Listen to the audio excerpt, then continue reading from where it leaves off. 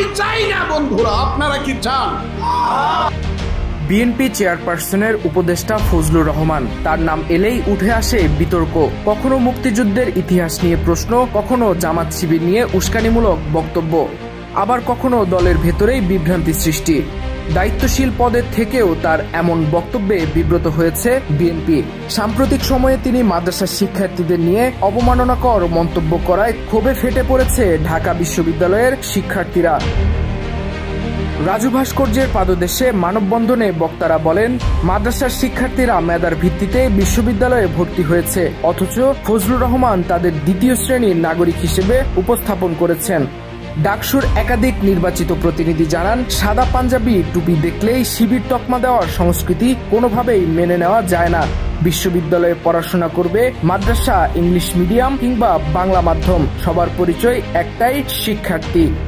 শিক্ষার্থীরা অভিযোগ করছেন, ফজলুর রহমান শুধু অনিচ্ছাকৃত ভুল করছেন না, বরং বারংবার এমন মন্তব্য করছেন। অনেকের মতে রাজনৈতিক সুবিধা আদায়ের জন্যই তিনি সচেতনভাবে এ ধরনের বক্তব্য দিচ্ছেন। এর আগে ৫ আগস্টের আন্দোলন নিয়ে জামাত শিবিরকে দায়ী করে তিনি আবারও বিতর্কে জড়ান। এমন বক্তব্যে আন্দোলনে অংশ নেয়া বহু মানুষের মধ্যে তৈরি হয় বিভ্রান্তি আর হতাশা। দলীয় ভাবমূর্তি ক্ষুণ্ণ করায় বিএনপিও তাকে কারণ দর্শানোর নোটিশ দিয়েছে, এমনকি পদ স্থগিত করেছে। বিশ্লেষকরা বলছেন, দায়িত্বশীল নেতার মুখ থেকে উস্কানিমূলক বা বিভাজন সৃষ্টিকারী বক্তব্য সমাজের জন্য যেমন ক্ষতিকর, তেমনি দলের জন্যও আত্মঘাতী।